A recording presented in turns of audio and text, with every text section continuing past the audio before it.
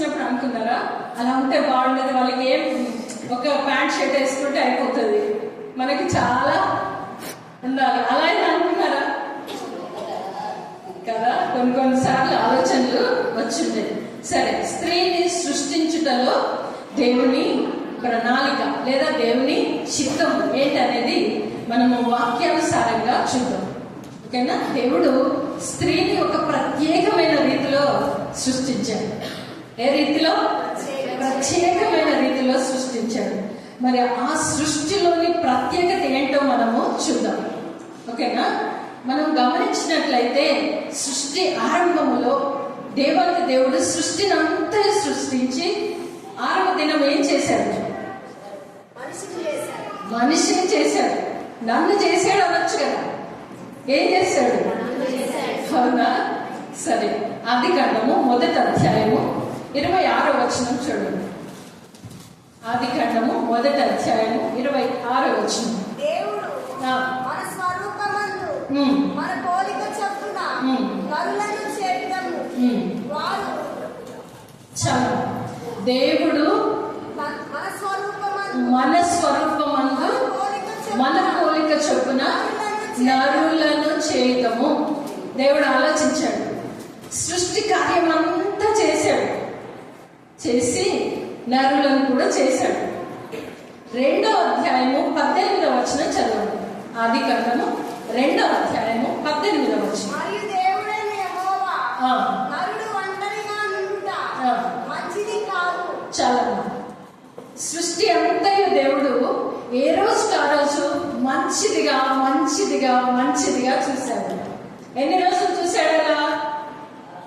ఎన్ని రోజులు చూశాడు? ఎన్ని రోజులు చూశాడమ్మా?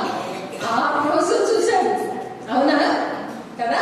సృష్టి అంతయు తాను చేసిన సృష్టి యావత్తు మంచిదిగా చూశాడు. అంతేకాకుండా ఏ రోజుకి ఆ రోజు మంచిదిగా చూశాడు. కానీ ఆదికాండము 2:18కి వచ్చేసరికి నరుడు ఒంటరిగా నుండుట. ఎవరు చేశారు నరుణ్ణి? దేవుడే చేశాడు. సృష్టి అంతయు దేవుడే చేశాడు, నరుణ్ణి కూడా దేవుడే చేశాడు. కానీ నరుణ్ణి చూసి దేవుడు అనుకున్నాడు, నరుడు ఒంటరిగా నుండుట మంచిది కాదు. నరుడు అనుకున్నాడో లేదో, ఒంటరిగా నుండుట ఏంటి? జంతువులన్నీ తన ముందుకు వస్తే పేరు పెట్టించాడు దేవుడు. ఎవరితో? ఆదాముతో అన్ని పేర్లు పెట్టాడు. అప్పుడు ఆదాము గారు అనుకోవచ్చు కదా, అన్ని జంటలు జంటలుగా పేర్లు పెట్టాను, నేను మాత్రం ఎలా ఉన్నాను? ఒంటరిగా ఉన్నాను అని అనుకోవచ్చు. అనుకోలేదా? మనం అనుకున్నాం, కొద్దిసేపు అనుకొని ఉంటాడు కదా. అయితే అట్టి సమయంలో దేవుడు కూడా ఆలోచించాడు, నరుని హృదయంలోని ఆలోచనలు లోతు నీళ్ళ వంటివి, ఆ వాటిని గ్రహించగల శక్తి సామర్థ్యం ఎవరికి ఉంది? దేవాది దేవుడికి ఉంది. హల్లెలూయా, హల్లెలూయా. కనుక దేవుడు అంటున్నాడు, నరుడు ఒంటరిగా నుండుట మంచిది కాదు, వానికి సాటి అయిన సహాయము. అయితే ఇక్కడ ఒక మాట ఆలోచిద్దాం. ఒంటరిగా ఉండటం మంచిది కాదని దేవుడు ఒక నరుడిని చేయొచ్చు కదా, ఆదాము గారి లాగా ఇంకొక ఆదాము చేయొచ్చా లేదా? చేయొచ్చా లేదా? అమ్మా వెనుక అందరు వింటున్నారా? చేయొచ్చా? కానీ దేవుడు చేయలేదు. లేదా సహాయంగా అన్నారు కదా, నీ చేతిలో కర్రలాగా ఏదో ఒక చేతనిచ్చి ఒక ఆయుధంని ఇయ్యొచ్చు కదా, కానీ దేవుడు ఇవ్వలేదు. ఏమన్నాడు? సాటి అయిన సహాయాన్ని చేద్దామనుకున్నాడు. సాటి అయిన సహాయం. ఇక్కడ ఎవరైనా ఉన్నారా? ఇక్కడ ఎవరైనా ఉన్నారా? సాటి అయిన సహాయాలు ఉన్నారా అంటున్నా. చేయొద్దండి, ఉంటే చేయొద్దండి. సాటి అయిన సహాయం. మీ పేరే అమ్మా సాటి అయిన సహాయం. మీ పేరేంటి? మీ పేరేంటి? నీ అసలు పేరేంటమ్మా? ప్రవళిక, పల్లవి. నీ పేరు నిన్న? నీ పేరు అమృత. అమ్మ నీ పేరు? రాజ్ కుమారి, సునంద, పావని, అమ్మా సరే, నీ పేరు? మీ అందరికి ఒక్కొక్క పేరు ఉంది. ఆ పేరు ఎవరు పెట్టారు? ఎవరు పెట్టారు మీకు? లేదు. నీకు పేరు ఎవరు పెట్టారు? నీకు ఎవరు పెట్టారు? మీ పేర్లందరూ ఎవరు పెట్టారు? మీ మమ్మీ డాడీ, మీ అమ్మ నాన్న పెట్టారు. కానీ దేవుడు ఒక పేరు పెట్టాడు మీకు. ఏం పేరు పెట్టాడు? సాటి అయిన సహాయిని. ఏంటి మీ పేరు? దేవుడు తన సృష్టిలో స్త్రీని సృష్టించుటలో దేవుని ప్రణాళిక ఏంటంటే మనమందరం ఇక్కడ కూర్చున్న స్త్రీలందరూ సాటి అయిన సహాయనిగా ఉండాలి. దేవుని ప్రణాళిక. మీరేమనుకుంటున్నారు? ఎలా ఉండాలనుకున్నారు? అది తర్వాత చెప్తాను. ముందు 5 విషయాలు దేవుడు అనుకోని స్త్రీని సృష్టించిన ప్రణాళిక చెప్తాను. పతనం కూడా ఎలా జరిగిందో చెప్తాను. ఓకేనా? 5 విషయాలు చెప్తాను. మొట్టమొదటిగా దేవుడు ఏమనుకున్నాడంటే సాటి అయిన సహాయిని లా ఉండాలనుకున్నాడు. నరుడు ఒంటరిగా నుండుట మంచిది కాదని సాటి అయిన సహాయిని చేశాడు.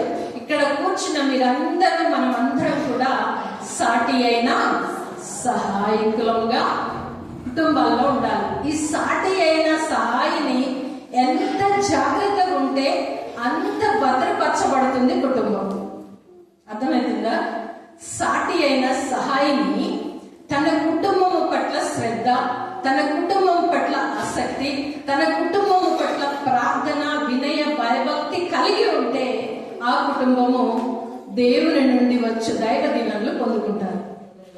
అది దేవుడు ఏర్పాటు చేసినది, సాటి అయిన సహాయిగా. మరి ఆదమ్ గారు ఒంటరిగా ఉన్నప్పుడు ఎక్కడున్నారు? ఆయన ఎక్కడున్నారు? ఏదైనా తోటలో ఉన్నారు. ఆయన ఎవరితో ఉన్నారు? ఎవరితో ఉన్నారు? ఒంటరిగానే ఉన్నాడు. అన్ని జంటలుగా చూస్తున్నాడు. కానీ ఆదమ్ గారు ఒంటరిగా ఉన్నారు కదా. అందుకే సాటి అయిన సహాయాన్ని ఒక ప్రత్యేక రీతిలో పెట్టాడు దేవుడు.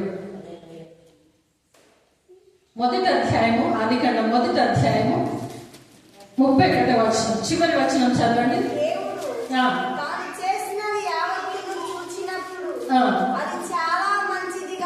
చాలా ఇక్కడ ఏ రోజుకి ఆ రోజు మంచిదిగా చూశాడు. కానీ యావత్తు అంటే అందులో అందరూ కలిశారు. అందులో లాస్ట్ వచ్చింది ఎవరు? లాస్ట్ లో వచ్చిన వాళ్ళు ఎవరు? అమ్మా, మనిషి కాదు. ఎవరు వచ్చారు? 2:18 ప్రకారం స్త్రీ వచ్చింది కదా.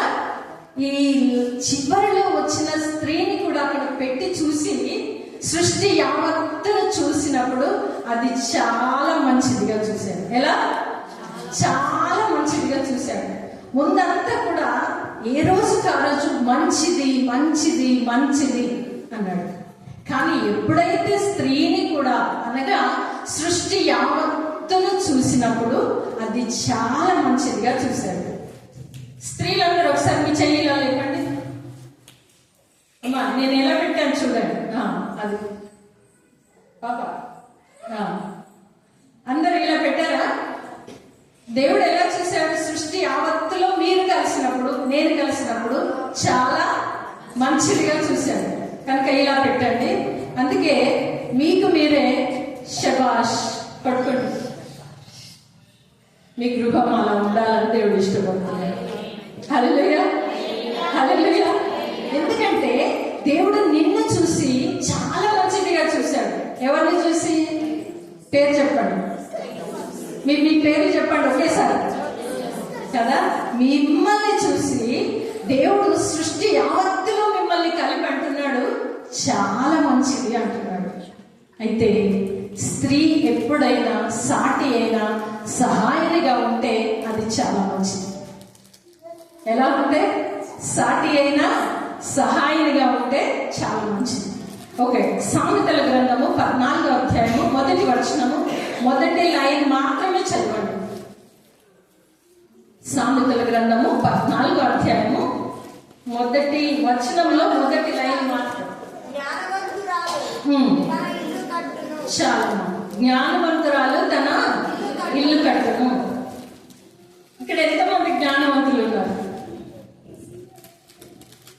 కదా. మీ గురించి చెప్పుకోవడానికి మీకే డౌట్, మీకే అనుమానం. నేను జ్ఞానవంతురాలనా, ఇంకోటి ఏంటి మూఢురాలనా, మీకే డౌట్ ఉంది. ధైర్యంగా చెయ్యొద్దండి, దేవుడు దీవిస్తాడు పైనుండి. అవునా? నేను జ్ఞానవంతుడు. మీలో ఎవరికైనా జ్ఞానము కొద్దిగా ఉన్నాయడలా ఎవరిని అడగాలి?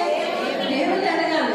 అందుకే మీ చేయి పైకెత్తండి, దేవుడు ఆశీర్వదిస్తాడు, జ్ఞానం ఇస్తాడు, మనకు కావాల్సింది అందిస్తాడు. విశ్వాసంతో మీ చేతిని పైకెత్తితే దేవుడు అందిస్తాడు. హల్లెలూయా. అయితే రెండవది, మొదటిది ఏంటి? సహాయకురాలు. రెండవది ఏంటంటే జ్ఞానవంతురాలుగా ఉండాలని దేవుడు ఇష్టపడ్డాడు. ఎలా ఉండాలని ఇష్టపడ్డాడు? ఆయన ప్రణాళిక ఒక ప్రత్యేక రీతిలో స్త్రీని సాటి అయిన సహాయినిగా నిర్మించి ఏర్పాటు చేసి ఆదామునొద్ద జతపరిచాడు. ఆ తర్వాత రెండవదిగా చూస్తే జ్ఞానవంతురాలుగా స్త్రీ ఉండాలని దేవుని ప్రణాళిక, దేవుని యొక్క ప్రణాళిక. ఇక్కడ జ్ఞానవంతులు ఎవరున్నారంటే మీరు ఎవ్వరు చెయ్యట్లేదు, కానీ దేవుడు మనల్ని దీవించి ఆశీర్వదించి జ్ఞానవంతులుగానే చేశాడు. కానీ మూఢత్వం అనేది మధ్యలో వచ్చింది, అది తర్వాత చెప్తాను. కనుక దేవుడు అనుకున్నది మొట్టమొదటిది ఏంటమ్మా? సహాయకురాలు. రెండవది జ్ఞానవంతురాలుగా ఉండాలని దేవుని యొక్క ప్రణాళిక అయి ఉంటున్నది. ఆ తర్వాత మూడవది చూద్దాం. సామెతల గ్రంథము 31వ అధ్యాయము 1వ వచనం. సామెతల గ్రంథము 31వ అధ్యాయము 1వ వచనం. లెమూయేలు మాటలు. రాజైన లెమూయేలు తల్లి అతనికి ఉపదేశించిన దేవుడు. అంటే ఆమె తల్లిగా తన బిడ్డలకు, తన కుమారునికి ఉపదేశించినటువంటి వర్తమానము అని చెప్తున్నాను, మీకు అర్థం కావాలి. ఓకేనా? ఉపదేశం, దేవోక్తి, దైవ సూక్తి అని కూడా చెప్పుకోవచ్చు. అయితే లెమూయేలు ఆయన ఎవరంట? రాజు. కానీ శ్రేష్టమైన తల్లిలా ఉపదేశించింది. మూడవది శ్రేష్టమైన తల్లి. ఈమె ఏ తల్లి అంటే లెమూయేలుకి దేవోక్తిని ఉపదేశించిన ఒక తల్లి. ఆ తల్లిని శ్రేష్టమైన తల్లిగా ఉంది. మనమందరం కూడా శ్రేష్టమైన తల్లిలా ఉండాలని దైవ చిత్తం, దేవుని ప్రణాళిక. అయితే ఈ తల్లి చెప్తున్నది, రాజు, ఢిల్లీకి రాజైన ఒక సామెత ఉంది కదా, ఢిల్లీకి రాజైన తల్లికి కొడుకు ఏంటంట? ఎంత పెద్ద ఆఫీసర్ అయినా ఢిల్లీకే రాజు. తల్లి ఏమంటే తెలుసా? ఎవరైనా ఇక్కడ అంటారు, పిలుస్తారా? ఎందుకు? ఆమె కొడుకు వాడు ఎంత పెద్దవాడైనా కూడా తల్లికి ఒక స్వేచ్ఛ, తల్లికి ఒక హక్కు, తల్లికి ఒక ప్రేమ, ఇవన్నీ మిళితమై ఆయన రాసైనా కూడా తల్లి ఏమని పిలుస్తుంది? ఒరే నాన్న, ఒరే అంటది, నాన్న అని కూడా అంటది. అదే డాడీని చూడండి, నా కొడుకు రాజు ఏమంటాడు? నా కొడుకు రాజు. చాలా గౌరవంగా, ఎంతో మర్యాదగా తన కొడుకుని పిలుస్తుంటాడు డాడీ. కానీ మమ్మీ, వాడు రాజైనా దేవోక్తి అవసరం, ఉపదేశం అవసరం. శ్రేష్టమైన తల్లిలా ఉంటే మీ పిల్లలకు మీరు బహు జాగ్రత్తలు నేర్పిస్తారు. ఇంతవరకు ఆరాధనలో కుటుంబం గురించి ఎంతగానో మీరు స్తుతించారు, గణపరిచారు, దేవుణ్ణి అడిగారు, పొందుకున్నారు. దాన్ని పోగొట్టుకుంటే ప్రయోజనం ఉండదు. దాన్ని గట్టిగా పట్టుకోవాలి. ఎలా పట్టుకోవాలి? మీ చెయ్యిలో చూపించండి. చెడును విడిచిపెట్టాలి, మంచిని పట్టుకోవాలి. చెడును విడిచిపెట్టాలి, మంచిని పట్టుకోవాలి. కానీ మానవ నైజం ఏంటి తెలుసా? చెడును గట్టి పట్టుకుంటారు, మంచిని లెక్క చేయరు. కానీ ఇక్కడ ఏంటంటే ఒక శ్రేష్టమైన తల్లిలా మంచి ఉపదేశము చేసిన తల్లిని, ప్రతి తల్లిని అలా చేశాడు దేవుడు. కానీ శ్రేష్టత ఎంతమంది తల్లులు దక్కించుకున్నారు?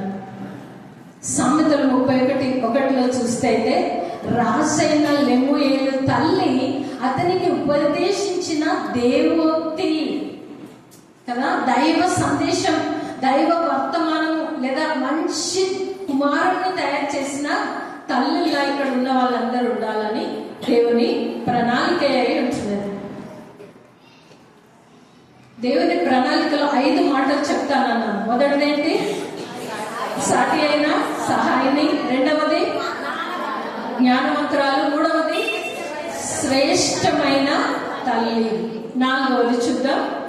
తీతు పత్రిక 2వ అధ్యాయము 5వ వచనం. తీతు పత్రిక 2వ అధ్యాయము 197వ పేజీ చదవండి. 5వ వచనంలో అలాగుననే వృద్ధ స్త్రీలు కొండెగత్తెలను మిగుల మద్యపానాసక్తులను. ఒక్క నిమిషం అమ్మా, ఇక్కడ ఎవరి గురించి చెప్పారు ముందు? వృద్ధ స్త్రీలు. ఇక్కడ వృద్ధులు ఉన్నారా? సరే సరే, వెనక్కి చూడకండి. వృద్ధ స్త్రీలను ఏమనండి? నెక్స్ట్ కొండెగత్తెలను మిగుల మద్యపానాసక్తులనై ఉండక. మద్యపానాసక్తులు అంటే ఏంటి? మద్యపానాసక్తులు తెలుసా తెలియదో చెప్పండి. ఏంటి?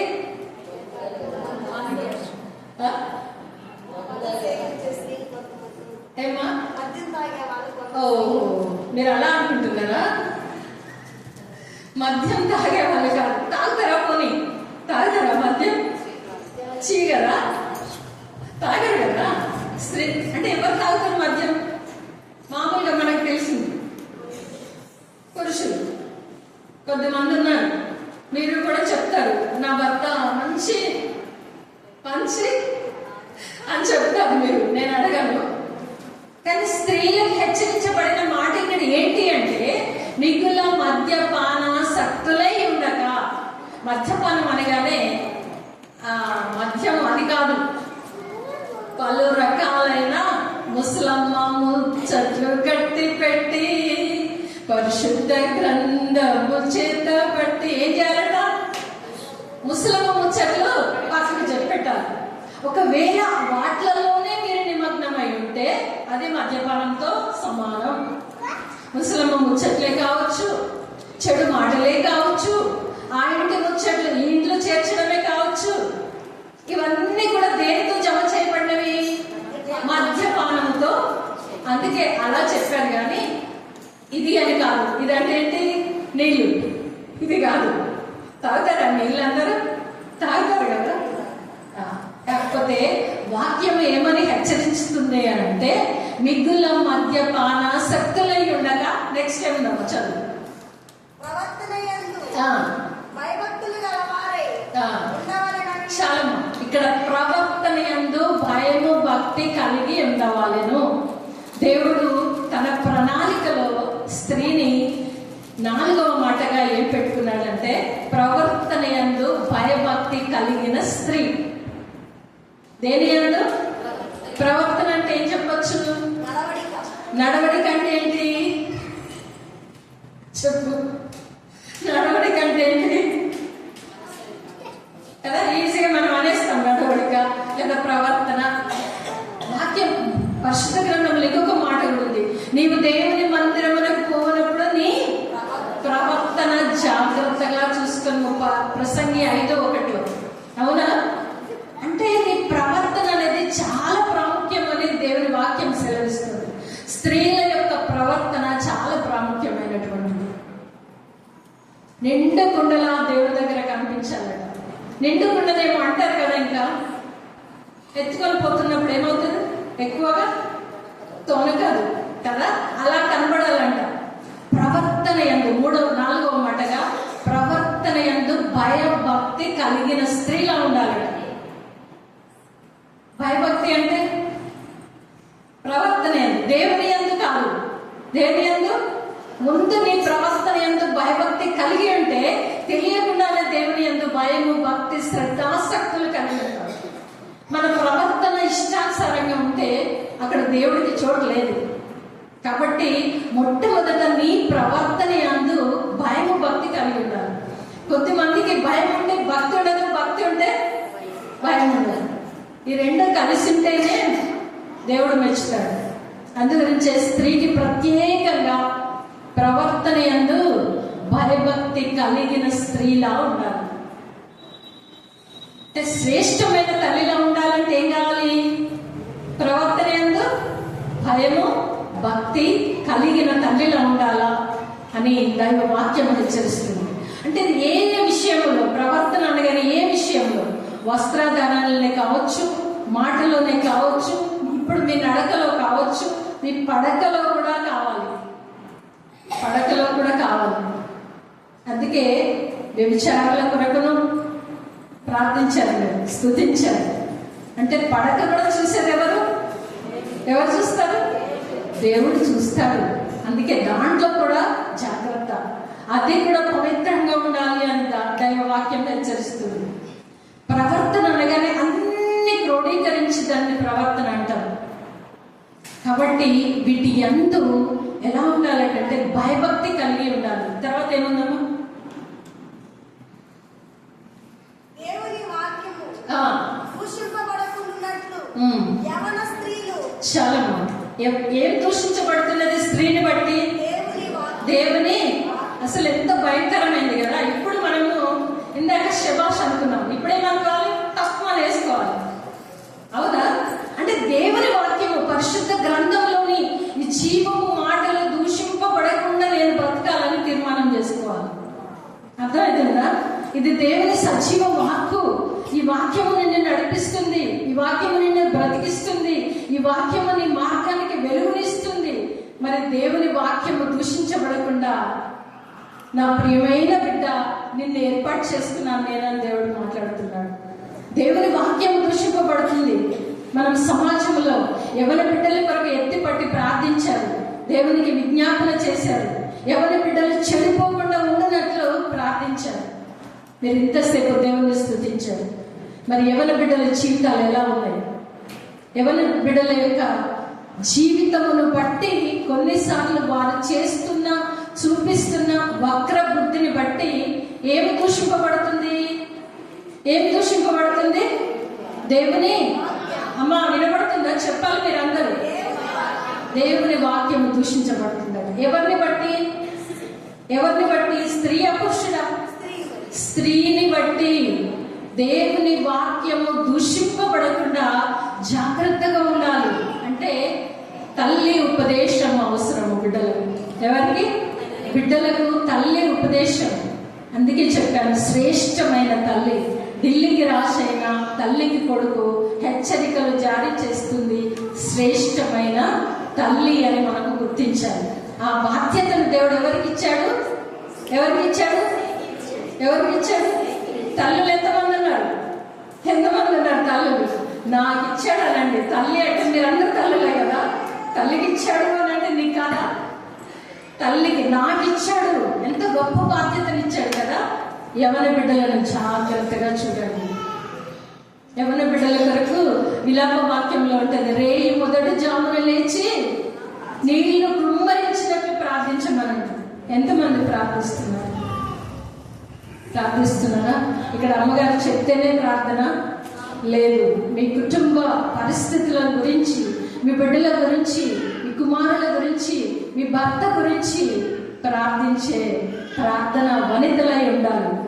దైవవాక్యం అదే హెచ్చరిస్తుంది. తర్వాత ఏముందమ్మా? యవన స్త్రీలు తమ భర్తలకు లోబడి ఉండి తమ భర్తలను శిశువులను ప్రేమించువారు. యవన స్త్రీలు తమ భర్తలకు లోబడి ఉంది. ఎవరెవరిని ప్రేమించాలట? హలో ఉన్నారా? ఎవరిని ప్రేమించాలట? అమ్మ మీ ఆయన్ని మీరు ప్రేమిస్తున్నారా? ప్రేమించండి. ఏమి ప్రేమించట్లేదా మీ ఆయన్ని? భర్తకి లోబడి ఉండి ఈ శిశువులను ప్రేమించాలి. అంటే లోబడటం ఎప్పుడు జరుగుతుంది అంటే ప్రేమిస్తేనే లోబడతారు. ప్రేమిస్తేనే లోబడతారు. ప్రేమ లేనట్లయితే లోబడడం ఉండదు. అంతేకాదు, మీ శిశువులను, మీ పిల్లల్ని కూడా ప్రేమించువారై ఉండవాలి. ఇవన్నీ కూడా 4వ మాటలో ఇవన్నీ చెప్తున్నాను కదా. ఏంటంటే వచ్చాయి?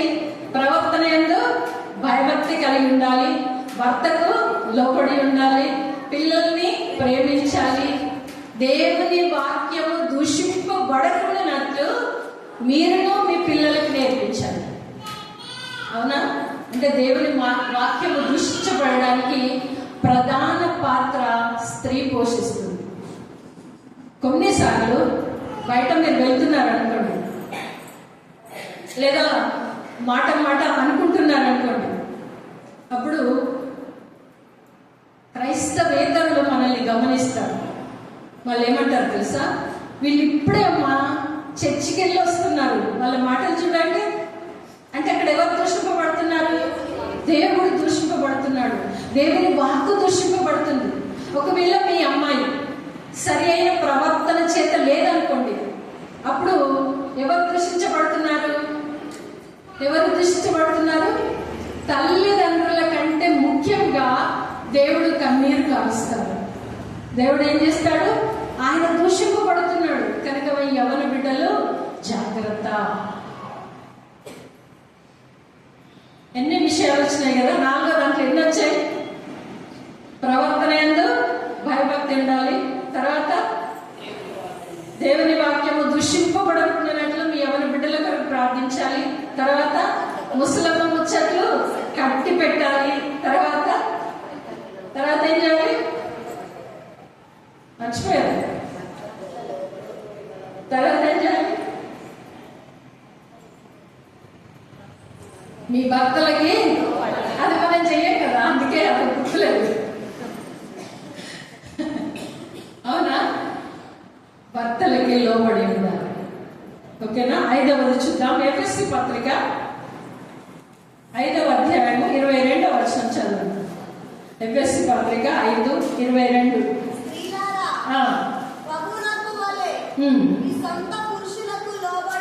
స్త్రీలారా ప్రభువునకు వలె మీ సొంత పురుషులకు ఏం చేయాలట? లోబడి ఉండడం అంటే ఉదయం లెబ్బడంతోనే ఇట్లా అనాలా? అవునా? కాదు. ఒక యవ్వన జంట ఇలాగే చర్చ్కి వచ్చారు. ఒక చర్చ్లో జరిగింది. లాస్ట్లో అంకుల్ కూర్చున్నారు, పెద్ద ఆయన. అమ్మాయి ఇక్కడ కూర్చొని అమ్మాయి ఏదో మర్చిపోయింది, బైబిల్లో కానుకను మర్చిపోయి వెనుకకు తిరిగి చూసి ఒరే చిన్న ఇక్కడ రా అంది. అనగానే చిన్నగాడు వచ్చేసి ఏంటని అడిగాడు. సరే ఏదో కావాలంది తెచ్చిచ్చాడు, చిన్న వెళ్ళిపోయాడు. అప్పుడు ఆ అంకుల్ అడిగాడు, ఎవరమ్మా ఆయన?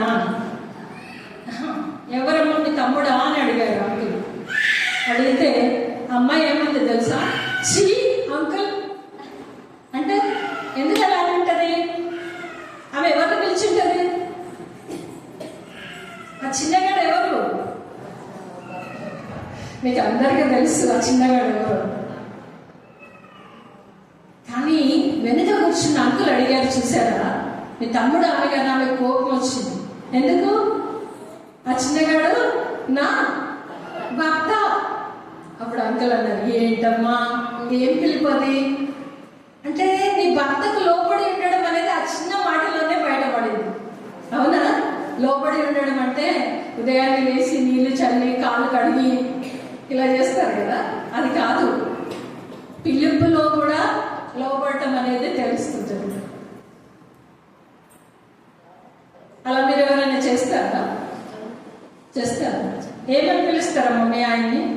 పిల్లైందా? ఏమని పిలుస్తారు? మీరు ఏది పిలుస్తారు చెప్పండి, నాకు తెలియదు కదా. ఏమండి సబ్జమండి.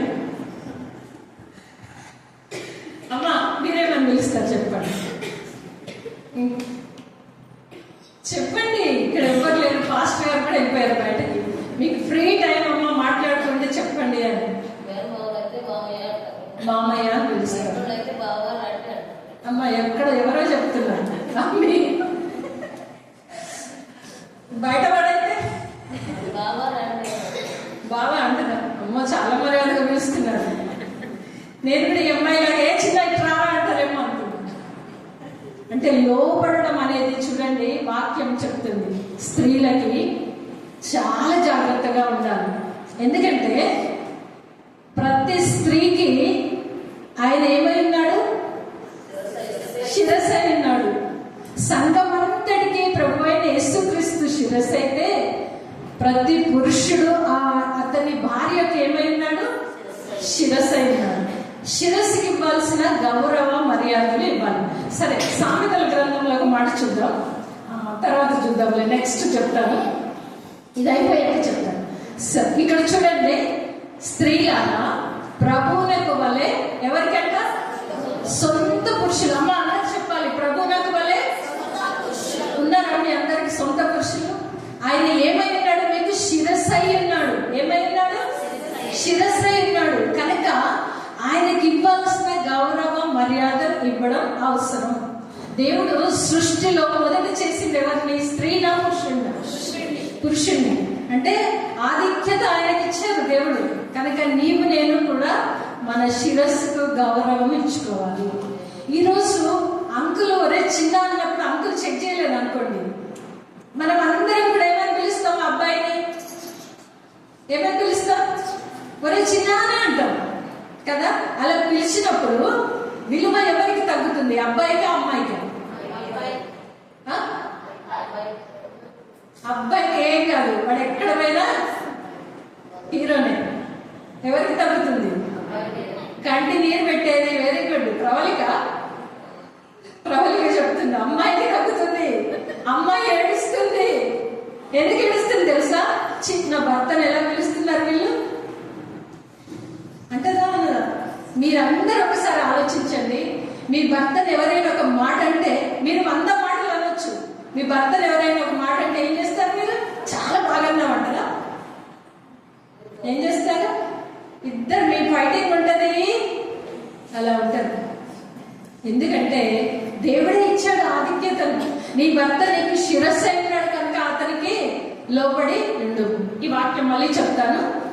ఎఫ్ఎస్సి 5:22. స్త్రీలారా ఎవరికి వలే? ఎవరికి వలే? వెనుక ఉన్న వాళ్ళందరూ చెప్పాలమ్మా. ఎవరికి వలే? ప్రభువులకు వలే. మీకు చిన్న ఇక్కడ కొంచెం మీకు చెప్తాను. సంఘంలో, ఇదే సంఘం అని కాదు, ఇంకే సంఘంలో మీరు చూసినా కూడా చర్చికి ఆడవాళ్ళు ఎక్కువ వస్తారా మగవాళ్ళు? ఓకే. ఇవంతా క్లీన్ చేయడానికి ఆడవాళ్ళు వస్తారా మగవాళ్ళు? అందరు చెప్పాలమ్మా, నేను ఇద్దరం పోతాయి. ఆడవాళ్ళు వస్తారు. వంటలు చేసేది ఎవరు? పెద్ద వంటలు అయితే వాళ్ళు చేస్తారు. అది కూడా వాళ్ళు ఏం చేయరు, పెద్ద గరిట పట్టుకొని తిప్పుతారు. మిగతా వేసే మసాలాలన్నీ మళ్ళీ మీరే ఉండాలి కదా, అన్నీ మీరే చేస్తారు. ఆ తర్వాత చర్చికి వచ్చిన తర్వాత పాటలు ఎక్కువ ఎవరు పాడతారు? వాక్యం ఎవరు చదువుతారు? ఒక గంట సేపు ప్రార్థన ఎవరు చేస్తారు? చెప్పండి అమ్మా. వంట ఎవరు చేస్తారు? ఎవరు వడ్డిస్తారు? ఎవరు ఎక్కువ తింటారు?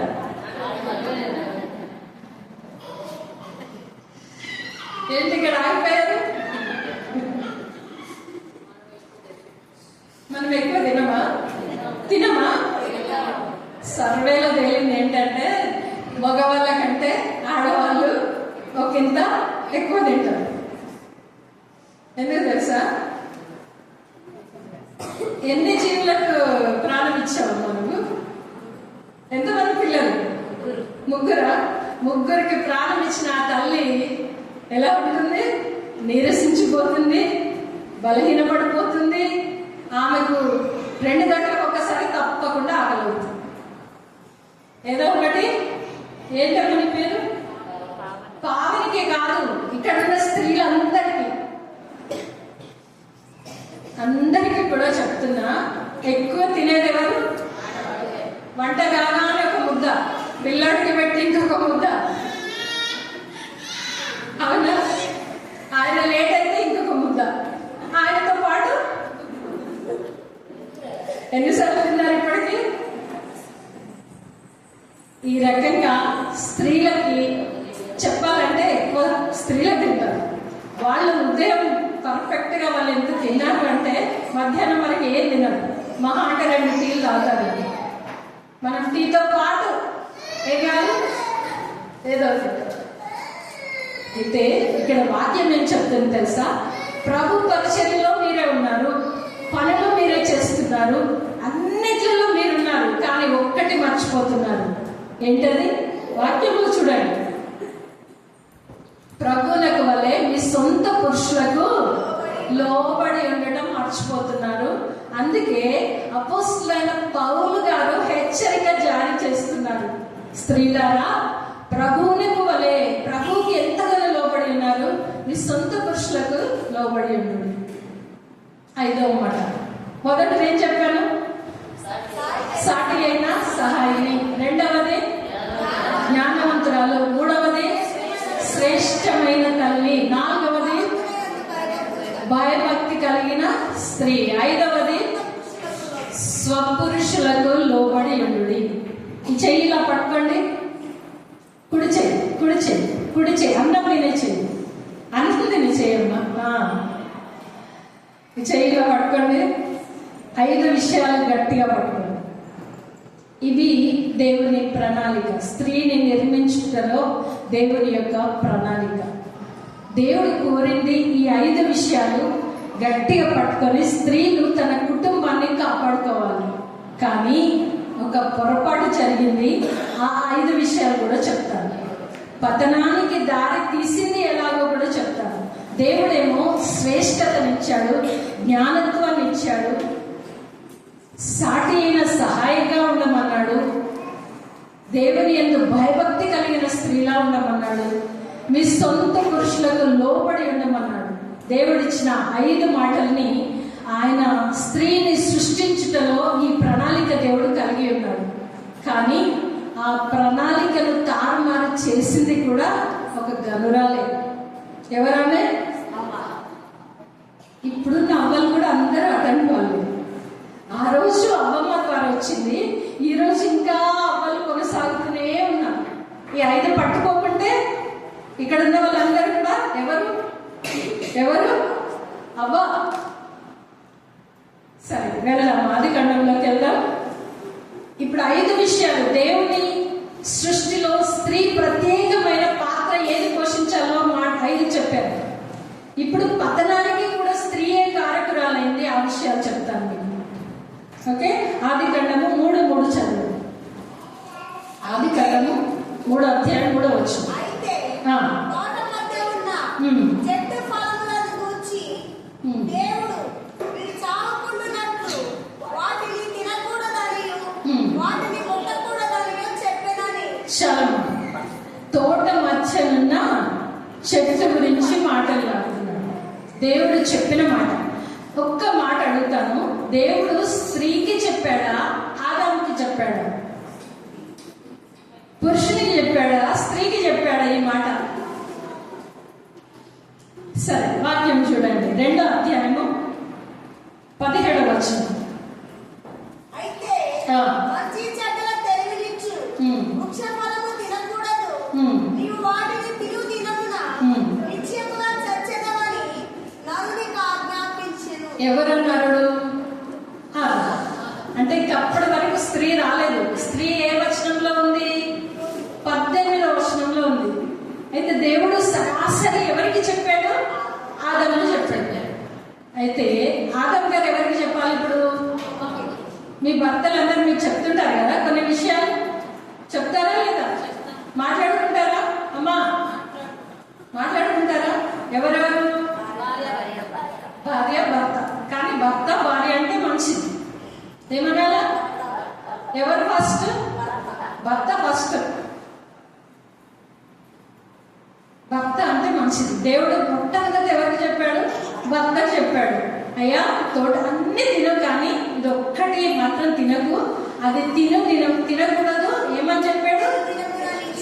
నిశ్చయముగా చచ్చేది. ఆ మాట తన భార్యకు చెప్పుకోవాలి ఆదాము. అంటే ప్రతి విషయం కూడా భర్త భార్యలు మాట్లాడుకోవాలని ఇక్కడ మనకు తెలుస్తుంది. అయితే అవ్వతో ఇక్కడ ఎవరు మాట్లాడుతున్నారు? 3:3లో సర్పము మాట్లాడుతుంది. అవునా? ఏమని మాట్లాడుతుంది? అయితే తోట మధ్యనున్న చెట్టు ఫలములను గుర్చి దేవుడు మీరు చావకుండానట్లు వాటిని తినకూడదనియు వాటిని ముట్టకూడదనియు చెప్పనని సర్పముతో అనెను. అవ్వ ఎవరితో సంభాషణ జరుగుతుంది? సర్పముతో జరుగుతుంది. ఎవరితో జరగాలి? అసలు భర్తతో జరగాలి. సర్పముతో జరుగుతుంది. అప్పుడు సర్పం ఏమంటున్నది? అందుకు సర్పము ఆ, మీరు చావనే చావరు. ఏలయనగా మీరు వాటిని తినకున ఆ, మీ కన్నులు తెరవబడిననియు మీరు మంచి చెడ్డలను ఎరిగిన వారే ఆ. దేవతల వలె ఉండురని. చాలమ్మా.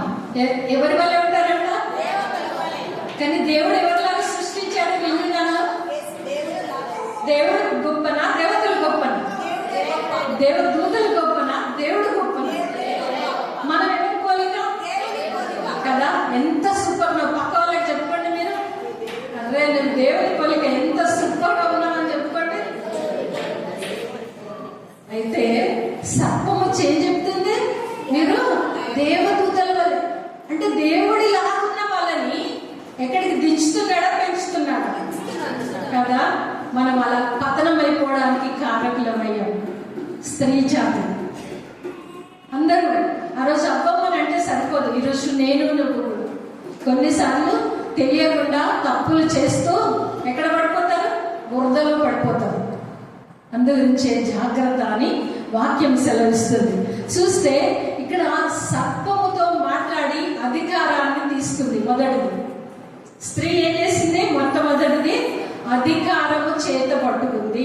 భర్తతో మాట్లాడాల్సింది దేంతో మాట్లాడుతుంది? సర్పముతో మాట్లాడి అధికారం చేత తీసుకుంది. ఇక్కడ మొట్టమొదటిగా కుటుంబాలలో కూడా స్త్రీలందరూ చేసేది ఇదే తప్పుడు. భర్త కంటే ఎక్కువగా స్త్రీలు మాట్లాడేస్తారు, పొరపాట్లు జరుగుతాయి, ఆ తర్వాత అయ్యో అంటారు. అందుకే ఏదన్నా కూడా ఇద్దరు కలిసి మాట్లాడుకొని బయటకు మాట్లాడాలి, అప్పుడు బాగుంటుంది. అయితే ఇక్కడ అవ్వం ఏం చేసిందంటే అధికారాన్ని చేత పట్టుకుంది. మరి 5వ వచనం చదవండి.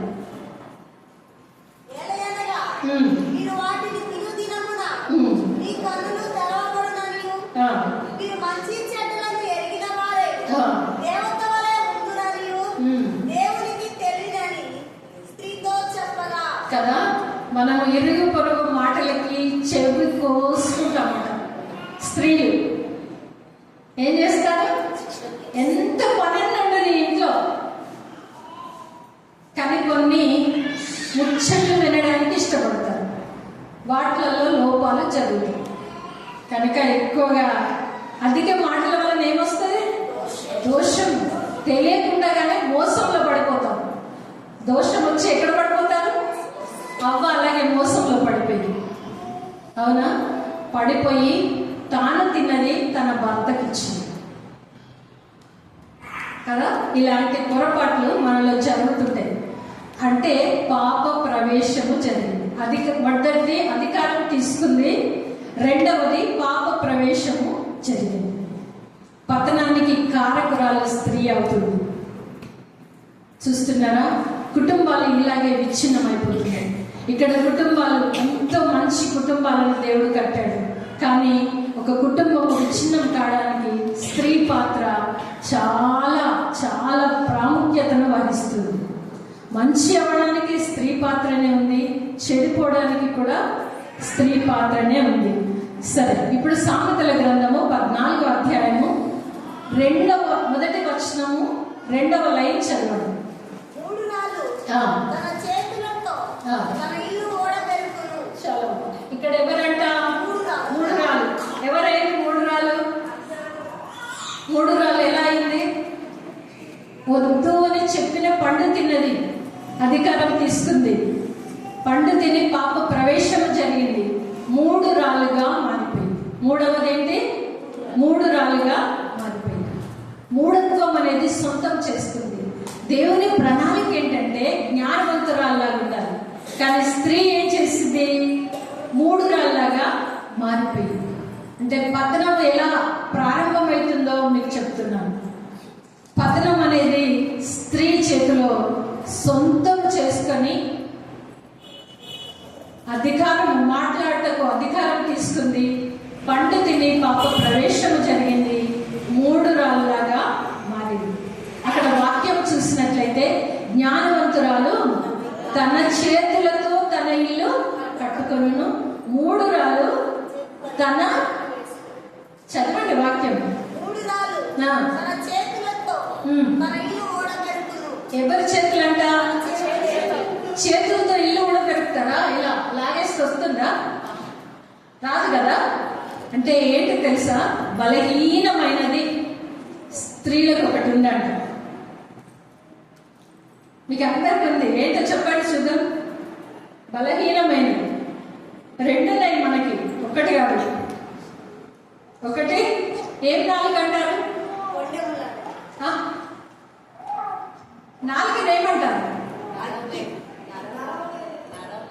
ఎవరమ్మా?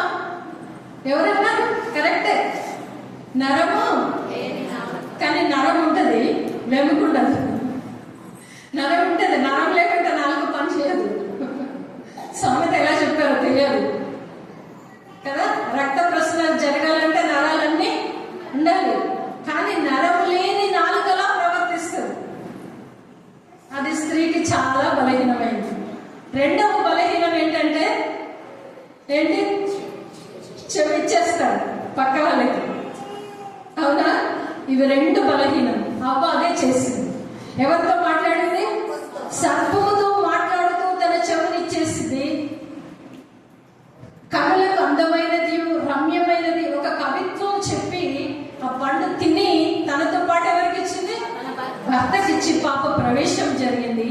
3వది 3 రాళ్ళుగా మారింది. 3వది ఏంటి? 3 రాళ్ళుగా మారింది.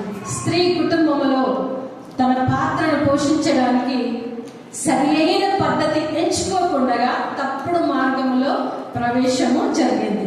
ఆ తర్వాత చూడండి, ఆదికాండము 3:15 శ్రేష్టతను కోల్పోయిన తల్లి.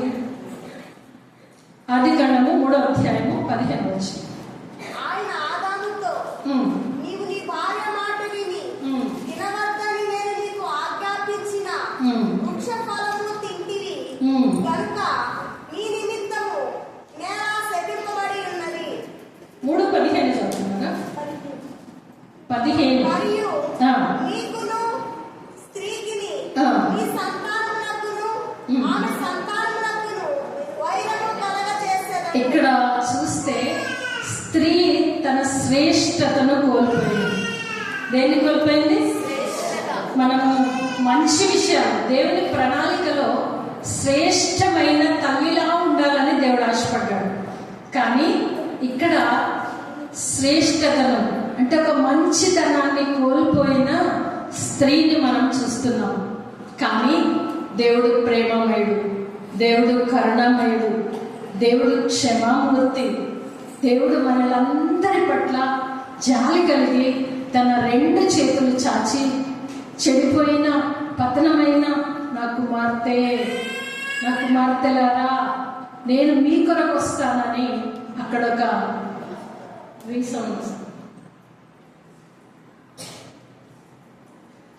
ప్రణాళికను దేవుడు ఏర్పాటు చేశాడు. మొట్టమొదట చూసినట్లయితే దేవుడు గొప్ప ప్రణాళిక వేసి 5 విషయాలని మన ముందు ఉంచాడు. ఏంటి 5 విషయాలు? సాటి అయిన సహాయిని, జ్ఞానవంతురాలు, శ్రేష్టమైన తల్లి, ప్రవర్తన భయభక్తి కలిగిన స్త్రీ, స్వపురుషునికి లోబడి. ఇవి దేవుడు ఇచ్చిన శ్రేష్టత. ఏమిచ్చాడు దేవుడు? ఈ 5 గుణగణాలు కలిగి ఉండాలని దేవుడు ఆశీర్వదించాడు. అయితే ఈ తల్లి ఎలా పతనానికి కారకురాలైందంటే, మొదటిది అధికారము చేత పట్టుకుంది, 2వది పాప ప్రవేశం జరిగింది, 3వది 3 రాళ్ళుగా మారింది. అమ్మా వెనుకన వాళ్ళు అర్థమవుతుందా? 3 రాళ్ళుగా మారింది. 4వది శ్రేష్టతను కోల్పోయింది, పతనానికి కారకురాలైంది. అక్కడ దేవుడు మరలా ప్రణాళికను వేశాడు. చదువుదాం. ఆదికాండము 3వ అధ్యాయంలోకి రండి. ఆదికాండము 3వ అధ్యాయము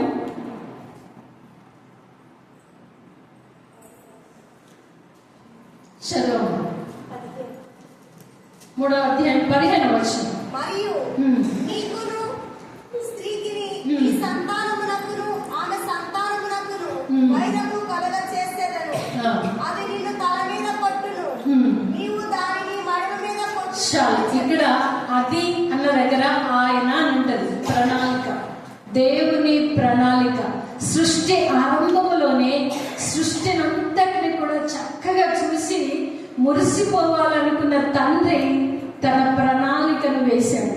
ఏంటది అని అంటే, నా బిడ్డలు నా స్వరూపాలు నా పోలికతో చేయబడిన వారు ఈ ప్రశస్తమైన భూలోక మండలం అంతా కూడా ఒక్కరి ద్వారా పతనానికి దారి తీసింది.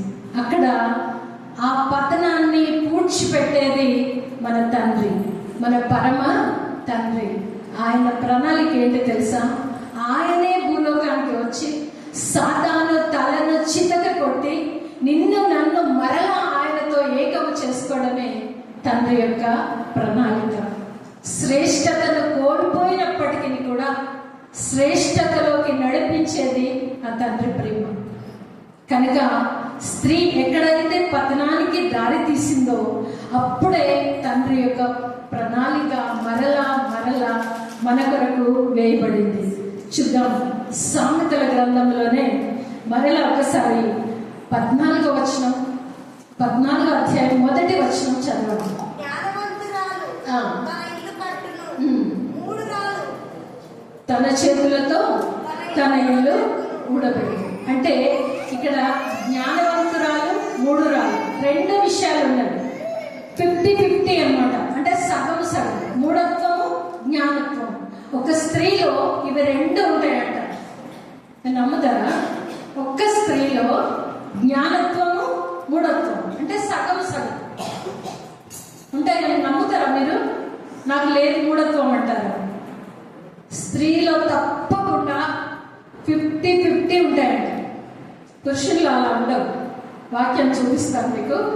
24 సామెతల గ్రంథం 24వ అధ్యాయము చూడండి. సామెతల గ్రంథము 24వ అధ్యాయము 5వ వచనం. జ్ఞానము కలవాడు. అమ్మ నీ పేరేంటి? సుందరి. ఆ? సుందరి. సుందరి పేరు చాలా బాగుంది. సుందరి తప్ప ఎవరు చదవరా ఇంకా? ఎందుకంటే దేవుని సన్నిధానంకి వచ్చి ఒక్క పరిశుద్ధమైన వాక్కు మీ నోట పలికితే మీ దినము ఎంత సంతోషంగా గడుస్తుందో తెలుసా? అందుకే చదవడానికి వేగిరపడండి. అంత సుందరికి సొంతం అన్నారా మీరు? అవునా? దేవుడు మీకు కూడా హక్కు ఇచ్చాడు. పరిశుద్ధ గ్రంథం చేత పట్టుకొని ఏం చేయాలి? చదవాలి. ఆమె సంతోషంగా ఉంటుంది వాళ్ళంతా. ఎందుకు తెలుసా? ఆమె నోటి నుండి వస్తున్నాయి జీవపు మాటలు.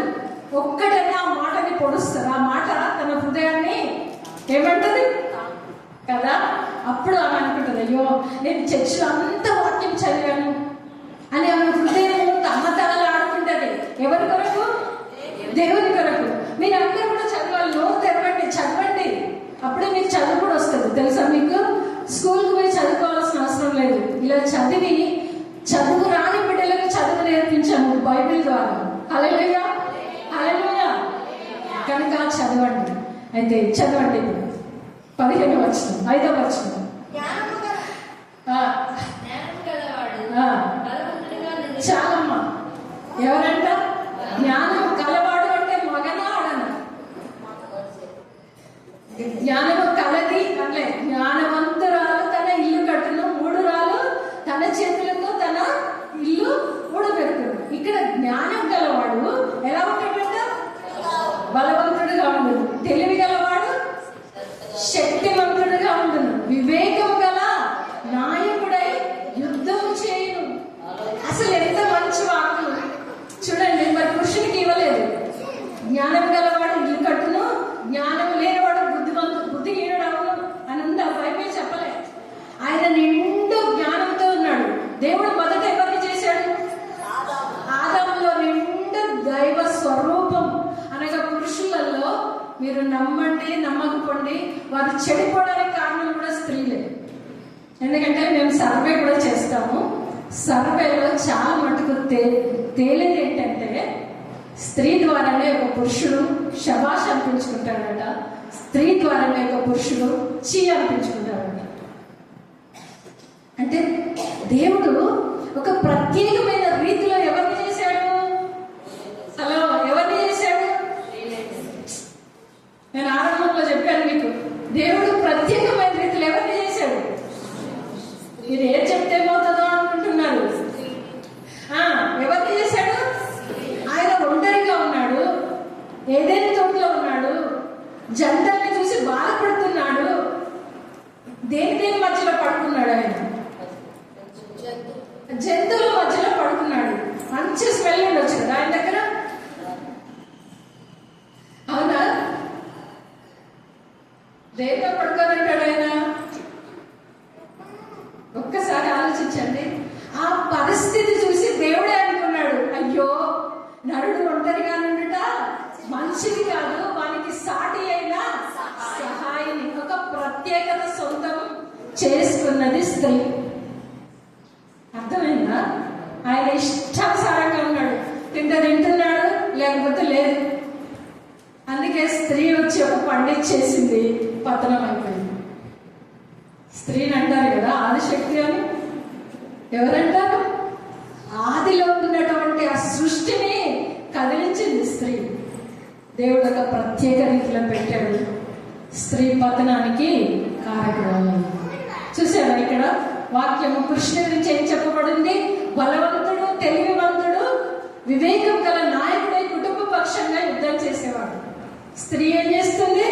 ఉంటే జ్ఞానవంతురాలు, లేదంటే మూఢురాలు, రెండే ఉన్నాయి. కనుక మనం చాలా జాగ్రత్తగా ఉండాలి.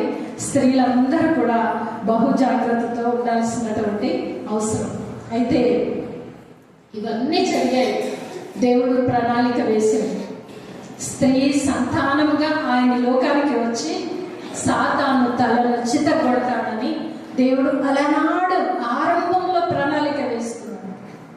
రోజులు గడుస్తున్నాయి, పాపం విస్తరిస్తుంది, ఏ ఒక్కరి దగ్గర మంచి లేని ఆ పరిస్థితిని దేవుడు చూశాడు. దేవుడు చూసి ఇంకా సమయము ఆసన్నమైనప్పుడు పరలోకము నుండి సైన్య సమూహము ఒక ఇల్లు తలుపు తట్టారు. ఏ ఇల్లు? పోయిన సంవత్సరంలోనే పండుగ చేసుకున్నారు. ఏ ఇల్లు? ఎవరు? అమ్మ పేరేంటి కదా? అదే మీ అందరూ మరియలుగా మీ ఇల్లు తలుపు తట్టాలి దేవుడు, మీ హృదయమనే తలుపు తట్టాలి దేవుడు. మీ హృదయంలో నివసించడానికి ప్రతి స్త్రీ నశించిన దాని నుండి వెదకి రక్షించడానికి ప్రభు అయిన యేసుక్రీస్తు ఈ లోకానికి వచ్చాడు. మరియా భయపడకు అని పరలోక సైన్య సమూహము దిగి వచ్చి ఎవరిని పిలిచారు? మరియమ్మను పిలిచారు. పతనానికి కారకురాలు ఎవరు? ఒక స్త్రీ. లోక కళ్యాణానికి కారకురాలు ఎవరు? ఒక స్త్రీ. దేవుడు ఎంత జాలిపరుడు చూడండి. ఎంత తప్పిదం చేసినప్పటికీ కూడా దేవుడు తన ప్రేమను, జాలిని కనపరుస్తూ ఈ లోక కళ్యాణం కొరకు ఆయన భూలోకానికి అందించాడు. అత్యున్నత సింహాసనం ముందు ఆసీనుడై ఉండాల్సిన ఆ పరమ పవిత్రుడు ఈ పాపపు కలంకాన్నంతా తన భుజ స్కంధాల మీద వేసుకొని స్త్రీకి ఉన్న మచ్చని, డాగుని, సమస్తాన్ని తుడిచిపెట్టడానికి భూలోకమునకు అందించాడు. మనం పండగ అయితే చేస్తున్నాం. దేవా నా కొరకు వచ్చావు, నా పాపపు బ్రతుకును తుడిచిపెట్టడానికి వచ్చావు అని మనం తలంచాం. క్రిస్మస్ వచ్చింది, కేక్ కట్ చేద్దాం, స్టార్ పెట్టుకుందాం, హ్యాపీగా కొత్త బట్టలు, పండుగ, పలహారాలు, వీటితో టైం పాస్ చేస్తాం. కానీ ఆ పరమ పవిత్రుని స్థలం ఏంటి? అత్యున్నత సింహాసనం ముందు ఆయన కోటాను కోట్ల దూతల చేత నిత్యము పరిశుద్ధుడు, పరిశుద్ధుడు, పరిశుద్ధుడు అంటూ పొగడబడతాడు. నీతో నాతో కూడా ఆ పిలుపు అందుకోవడానికి ప్రభు అయిన యేసుక్రీస్తు తన్ను తాను రిక్తునిగా చేసుకొని పాప కలంకము నుండి మనలను పవిత్రపరచడానికి ఆయన భూలోకానికి అరుదించినటువంటి రక్షకుడు మనల్ని రక్షించడానికి వచ్చాడు. అది స్త్రీకి మనకు ఆనాడు ఒక స్త్రీలోనే ఇవన్నీ జరిగినాయి. అంటే ఈరోజు స్త్రీలలో కూడా తప్పులు చేసిన ప్రతి ఒక్కరూ మూఢురాలుగా మారిపోతారు. కానీ దేవునికి అది ఇష్టం లేదు. ఏ ఒక్కరు నశించుట తండ్రి చిత్తము కాదు కనుక భూలోకానికి అరుదించాడు. ఏమని పిలిచాడు? దయా ప్రాప్తురాల. ఈరోజు స్త్రీలందరినీ పిలుస్తున్నాడు దయా ప్రాప్తురాల. దేవుని దయకు ప్రాప్తులు కావాలంటే మనలో ఏముండాలి? సాటి అయినా సహాయినిగా ఉండాలి, జ్ఞానవంతురాలుగా ఉండాలి, శ్రేష్టమైన తల్లిలా ఉండాలి, ప్రవర్తన యందు భయభక్తి కలిగిన తల్లిలా ఉండాలి, తమ భర్తలకు లోబడి బ్రతకాలి. అది సృష్టిలో స్త్రీకి ఇచ్చిన ప్రత్యేకత, దేవుడిచ్చిన ప్రత్యేకత. అలాంటి ప్రత్యేకతను సొంతం చేసుకోవాలని ఈ 5 మాటలు మీ హృదయాలలో భద్రపరచాలని దేవుడు నన్ను ప్రేరేపించాడు. కనుకనే ఈ 5 విషయాలు మీకు చెప్పాను. మీ హృదయంలో భద్రపరచుకోండి. దేవునికి నిలయం కావాలి మీ హృదయం. హల్లెలూయా. ఎవరికి హృదయం నిలయం కావాలి? దేవునికి మీ హృదయాన్ని సమర్పిస్తే దేవుడు ఎంతగానో సంతోషిస్తాడు. అట్టి కృప ప్రభు యేసుక్రీస్తు ద్వారా మీ అందరికీ కలుగును గాక. చిన్న ప్రార్థన చేసుకుందాం. తలలు వంచండి. ప్రేమ నమ్మకం కలిగిన మా ప్రియ పరలోకపు తండ్రి, మీకు వందనములు, స్తుతి, స్తోత్రాలు చెల్లించుకుంటున్నాం.